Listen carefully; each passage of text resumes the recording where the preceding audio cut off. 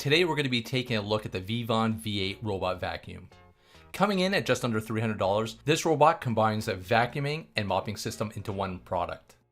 To get started, let's go over the features. The V8 uses LiDAR navigation to learn the layout of your home and build out personal smart maps. By using the app, you'll be able to schedule cleanup jobs, spot clean specific areas, create virtual walls, set keep out areas, and target specific rooms to be vacuumed and mopped. It has a suction of 4000 PA, which is ideal for carpets, hardwood, and tiles. Crossing transition points should be a breeze, as it's designed to clear transitions of up to 3/4 of an inch. Without further ado, let's get into the unboxing.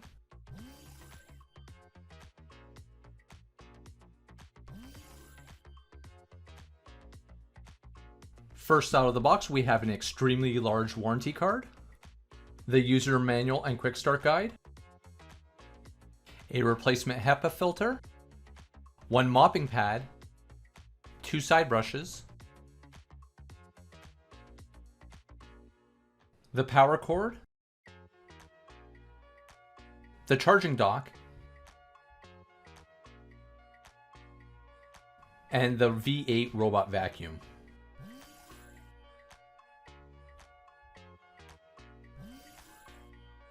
On the top of the robot, we have the home button, which is used to send the vacuum back to the charging station. Next, we have the navigation sensor. To the right, we have the power button, which can be used to manually start and pause cleaning jobs. Opening the flap will reveal the Wi-Fi button used to start your connection to your Wi-Fi, as well as a reset button. Then we have the dustbin and the vacuum filter, a small cleaning brush, which has a mini blade to cut tangled hair from the roll brush,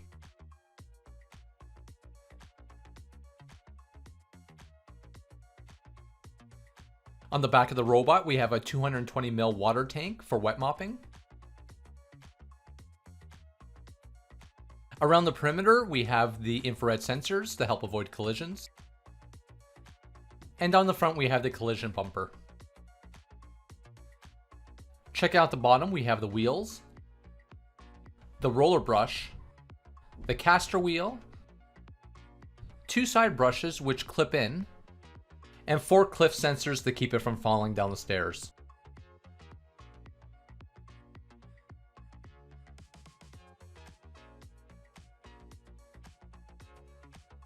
To begin the setup, you'll need to find an area you can place the charging dock and the vacuum without obstruction.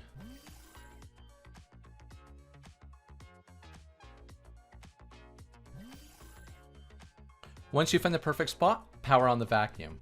Then launch the Veavon app that you would have downloaded from the App Store or the Play Store. Once you're in the app, press the Add Device to begin the setup process and follow the on-screen instructions. The first step to the setup is to connect to your 2.4 gig wireless network, so you'll want to make sure that you have your SSID and your password handy. Next, open the cover and press the Wi-Fi button. Now let it run through the connection process, and once it's connected to the app, it will show you that the connection is successful.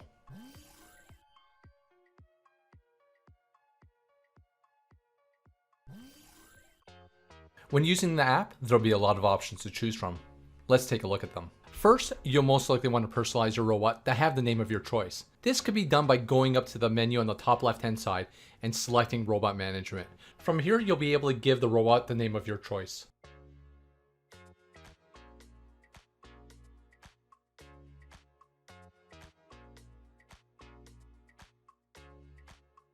Back on the app's main screen, on the top row we have the charge status on the left, in the middle we have the size of the last cleaning job that it performed, and to the right of that we have the runtime of the last job as well as the battery level indicator. Just below we have the current map that the robot's using. This will give you the real-time location even when it's in use. You'll also be able to see the cleaning path that your robot has taken, as well as any virtual walls and keep out areas. Going down once again, on the left-hand side, you have the menu option to create your virtual areas, like virtual walls, keep out zones, and no mop areas.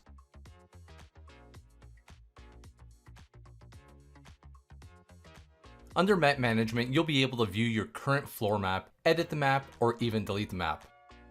If you choose to take the vacuum to another floor, it'll need to learn the layout each time. Once a new layout is learned, you will have the option to save the map. But by doing so, you'll override the previous one that you've created. Partition Edit is where you're going to go to create different rooms in your home, which will give you the ability to run room-specific jobs. Over on the right-hand side, we have the ability to control the suction power of the vacuum, as well as the water flow for the wet mopping. And if you choose so, you can always completely turn off the wet mop. Under the room option, you'll be able to name the partitions you've created, but just note, if you decide to create any new partitions, you'll need to relabel the partitions again. Also on the screen, you can start targeted room jobs by selecting the rooms on the map that you want to clean and hitting the Start Clean button. Under Zone, you can create a one-time job to target specific areas. For example, if you only want to clean half the hallway without recreating your partitions, this is how you would go about doing it. Spot cleaning allows you to pinpoint an exact location on the map, which a robot will go to precisely clean. The Start Cleaning button when pressed will start a full cleanup job of the entire floor, and the charge option will send your robot back to the charging base. Other available options worth mentioning: scheduled cleaning. You can set your cleaning schedules and specify which day, room, suction power, and even if it should be wet mopped or not. The accessory lifetime will show you the estimated time remaining on the brush roller, side brush, and vacuum filter. Manual control. This option is actually really useful. You can take over the navigation of your robot and steer it anywhere you like.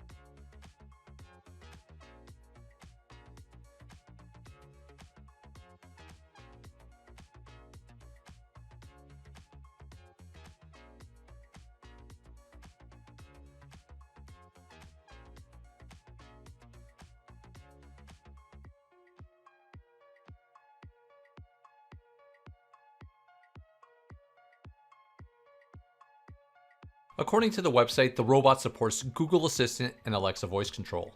When trying to set it up with Alexa, I wasn't able to find a matching skill, but I was able to set it up with Google Assistant. Even though I managed to link the Veavon app to Google Assistant, I didn't have much luck with the voice control, as it could never recognize the name Veavon. Talk to Veavon robot. Here are some results from the web. I did reach out to support, and they did acknowledge that the recognition rate of the word Veavon isn't high, and that they were going to implement an update to address the issue.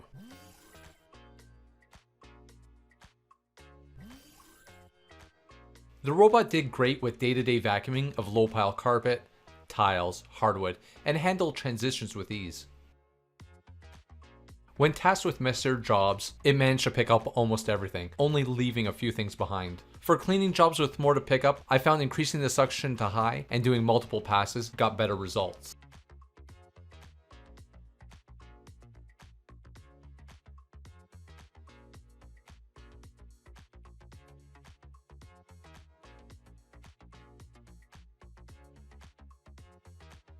Having a built-in mop is convenient, and it's a time saver as you don't need to run two separate jobs to vacuum and mop. Using the wet mop, it does a good job cleaning footprints and light spills, and not leaving behind many streaks. For heavily soiled areas, I would recommend wiping it down beforehand, as it most likely won't be able to fully clean it up. Something to be aware of when running the wet mop is that when it returns back to the charging dock, you may get moisture on the floor below the rag. So you may either want to remove the rag after it's docked or place something underneath it, especially if your dock is located on hardwood or laminate. To give a sense of the amount of time it takes to run a vacuuming and mopping job, I ran a cleanup job that was 650 square feet and it took about an hour and a half. Should the vacuum battery drop below 20% during a run, it will automatically head back to the charging base to recharge. After about 4 hours, the battery should be full and the job will resume. Overall, the vacuum performs really well and runs fairly quiet compared to some other vacuums. I like that you can run a spot cleaning job directly from the app, without having to physically carry over the vacuum and press a button. As I mentioned earlier, there could be some improvements to the app, and it seems that the team behind the robot is actively working on improvements. Now, some updates I'd like to see is the addition of alerts when the water tank runs out of water or when the dustbin's full, as well as the ability to save maps for multiple floors. As usual, all product links can be found in the description, and if you have any questions about the robot, drop them down below. Thanks for watching, and I'll see you on the next one.